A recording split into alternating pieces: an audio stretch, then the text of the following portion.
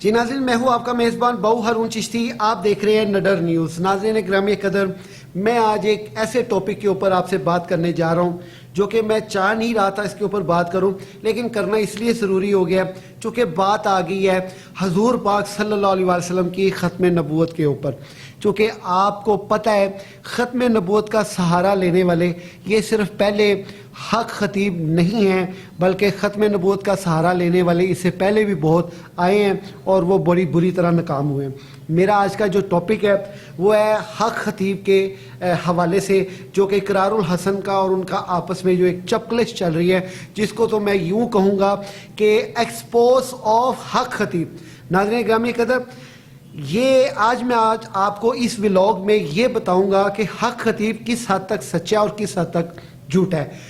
کیونکہ ٹائم اتنا کسی کے پاس نہیں ہوتا گفتگو سننے کے لیے، چونکہ میں اپنی گفتگو مختصر کرتے ہوئے آپ کو آج یہ بتاؤں گا کہ حق خطیب کے جو ٹرکس ہیں، آیا کہ اس کا کس چیز کے ساتھ تعلق ہے. کیا عملیات کے ساتھ تعلق ہے یا اس کا کسی اور چیز کے ساتھ تعلق ہے؟ تو ولایت کے ساتھ تعلق ہے، چونکہ یہ چیزیں ولایت سے منسلک نہیں ہیں. اگر اس کے اوپر یہ تو ڈیفینیشن ہے نا، کیل کا برآمد کر دینا. یہ جو کیل برآمد ہوتی ہے، یاد رکھیے گا، کیلا اگر کسی ایک نے کسی کے اوپر کیلا ہے تو وہ ایک کیل اس کے اوپر کیلے گا یا دو کیلے گا. کیلوں کے کیل نہیں کیلے گا، اور خاص کر وہ کیل نہیں کیلے گا جو جوتی پہ لگانے والے کیل ہوتے ہیں. دوسرا جو چین ہوتی ہے، چین کے اوپر جو آنکھ سے چین کا نکالنا ہے، یاد رکھیے گا یہ چین بیسیکلی جو ہوتی ہے نا، چین یہ چین نہیں ہوتی، یہ کالے رنگ کی ڈوری ہوتی ہے اور جس کی بار بار گرا لگا کے پتلے کی گلے میں گھونٹ دی جاتی ہے تو اس کی سانس تنگ ہو جائے، اس کو بیماریاں لاحق ہو جائیں، یہ تمام چیزیں. اور وہ بجائے آنکھوں سے وہ دھاگا نکالنا، وہ چین نکال رہے ہیں، چونکہ چین نے تو آسانی سے نکل جانا ہے، دھاگے نے تو نکلنا نہیں ہے.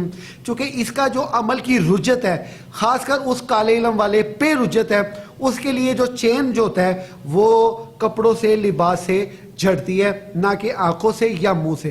اب یہ منہ سے جو کیل جھڑنے والا ہے، اگر اس کی رجت لگائی جائے عملیات کی دنیا میں، یا ایسا کوئی ولی کامل ہے، تو وہ کیل جو ہے نا وہ سر سے غائبانہ طور پہ جڑیں گے، جس طرح بال نہیں اچانک جڑنے شروع ہو جاتے. تو اس کا مطلب یہ ہے کہ یہ جو ٹیکنیکس انہوں نے استعمال کی ہے، اور یہ واقعی ٹیکنیک ہے، یہ ولایت سے اس کا کوئی تعلق نہیں ہے. ولی کامل اسے کہا جاتا ہے جو رشد و ہدایت کے ساتھ جس کا تعلق ہو اور جو رشد و ہدایت کی ہی بات کرتا ہو، یعنی اپنے اپنے مذاہب کے جو رہنما ہیں ان کی آگے اس کی منون ریپریزنٹیشن کرتا ہو. جس طرح نبی کریم صلی اللہ علیہ وسلم نے ایک ہمارے اسلام میں ولایت کا نظام ہے، اور نبی پاک کے جو فرمان یا فرمودات ہیں وہ آگے پھیلائے جائیں. ولی اسے کہا جاتا ہے، نہ کہ کرتب کر کے دکھانے والے کو ولی کہا جاتا ہے. ناظرین میں آپ کو یہاں پہ ایک بات بتاتا چلوں، یہ چونکہ حق خطیب جو ہے یہ ایک بہت بڑا گنڈا ہے. میں اقرار الحسن کو مشورہ دوں گا کہ یہ حق خطیب سے بچے، کیونکہ اس نے ناصر مدنی جیسے علامہ کو نہیں چھوڑا. اس کے گنڈوں نے، پالتو گنڈوں نے ان کو اٹھا کر ان کو جو ہے نا برہنہ کر کے ان پہ جو تشدد کیا، ان کے جسم پہ ان کے نشانات تھے، ان کی تصویریں موجود ہیں. کیونکہ شف کہنے پہ یا کرونا کے مریضوں کو بہتر کرنے کے لیے جو انہوں نے ایک تجویز دی تھی، اس تجویز کو انہوں نے انا کا مسئلہ بنا لیا تھا. اور یہ 100% ہے، یہ گنڈا اپنی بدماشی پہ اترے گا اور یہ رنگ باز جو ہے اپنے گنڈے ضرور چھوڑے گا، تاکہ جو ہے وہ لوگوں کو جو ہے نا یہ تاثر جو ہے کہ پیر کی شان میں گستاخی نہیں برداشت کسی بھی صورت میں. چلے ہم مان لیتے ہیں پیر کی شان میں گستاخی برداشت نہیں ہے. کیا پیر نبی سے بڑا ہے؟ کیا پیر صحابہ سے بڑا ہے؟ کیا پیر اہل بیت سے بڑا ہے؟ اور وہ پیر صاحب بھی ایسے ہیں جو کہ بعد میں جذباتی ہو جاتے ہیں، رونے والا منہ بنا لیتے ہیں کہ ان سے کوئی بات پوچھو، سوال کچھ پوچھو، جواب وہ کچھ دیتے ہیں.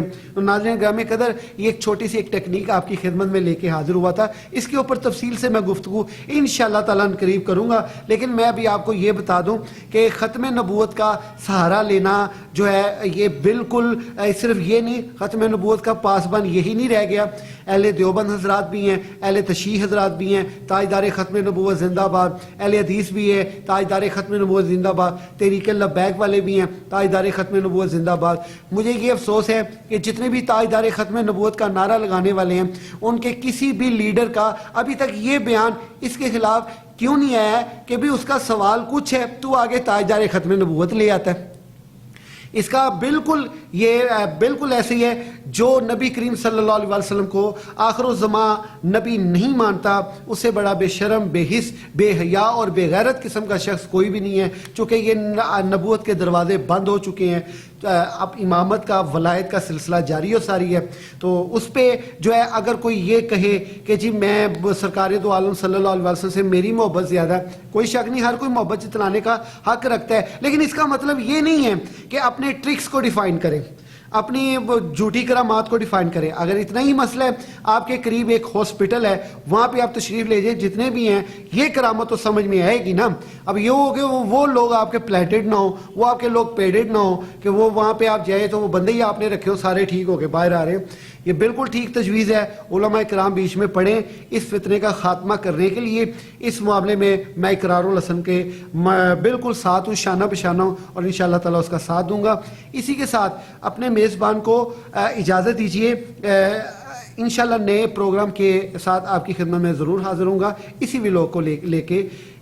اللہ حافظ۔